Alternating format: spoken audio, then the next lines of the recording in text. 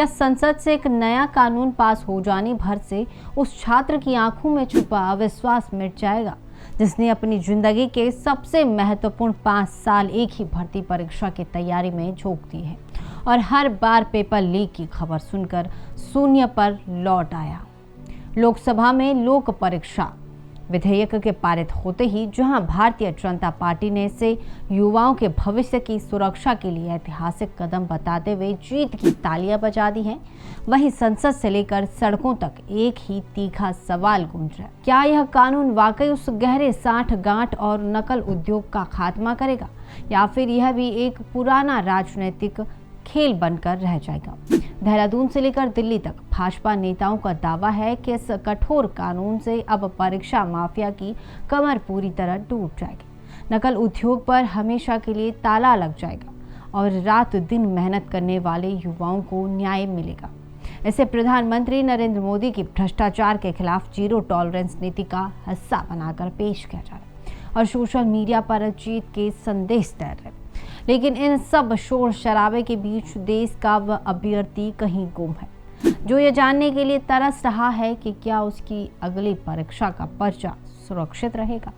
यह सवाल इसलिए भी सबसे बड़ा है क्योंकि पेपर लीक का असली दर्द किसी कागजी आंकड़ों में दर्ज नहीं हो सकता। यह दर्द उस छात्र की थकी हुई आंखों में दिखता है जो सुबह 4 बजे उठकर किताबें खंगालता है, उस पिता के माथे की चिंता में झकझकता है जिसने बेटे को शहर की कोचिंग में भेजने के लिए अपना इकलौता खेत गिरवी रख दिया, और उस बेटी की खामोशी में सुनाई देता है जिसने नौकरी की आस में अपनी जवानी के सबसे अनमोल साल 4 दीवारों में गुजार दिए। ऐसे युवाओं के लिए संसद की कार्यवाही और नया कानून उम्मीद की एक किरण जरूर लाते हैं, पर भरोसा नहीं। भरोसा तब लौटेगा जब परीक्षा अपने तय समय पर होंगी, प्रश्न पत्र परीक्षा केंद्र तक पूरी तरह सुरक्षित पहुंचेगा और बिना किसी धांधली या विवाद के निष्पक्ष परिणाम घोषित होंगे। यह इस पूरे घटनाक्रम का सबसे बड़ा राजनीतिक और प्रशासनिक पक्ष भी है।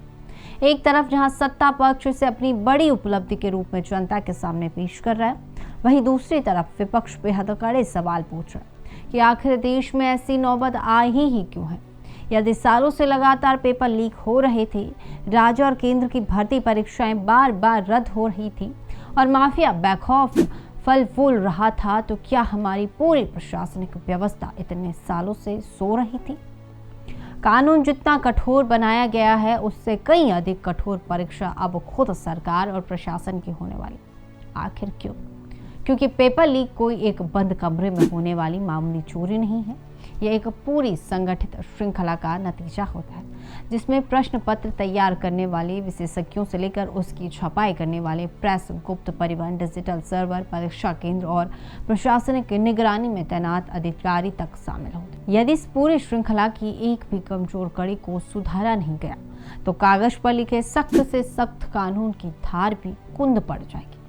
उत्तराखंड इस संस्थागत विफलता का सबसे बड़ा और प्रत्यक्ष उदाहरण रहा है, जहां भर्ती परीक्षाओं में हुई व्यापक धांधलियों ने हजारों लाखों युवाओं को देहरादून की सड़कों पर भीषण ठंड और बारिश में उतरने के लिए मजबूर कर दिया था।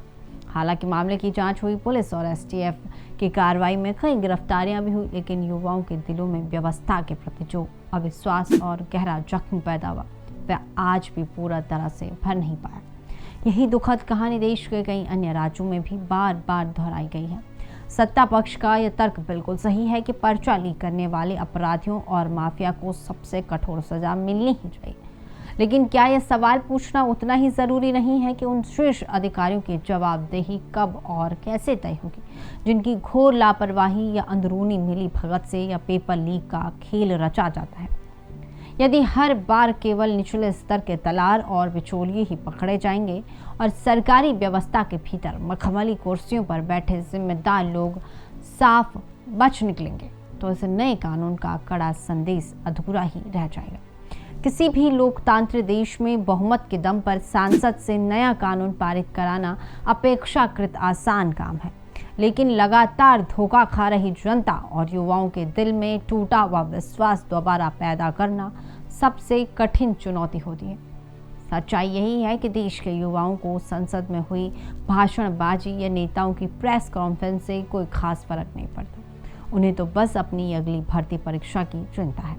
उन्हें इस बात से रत्ती भर फर्क नहीं पड़ता कि इस नए कानून का राजनीतिक श्रेय कौन सा दल लेगा या कौन सा नेता अपनी पीठ थपथपाता है।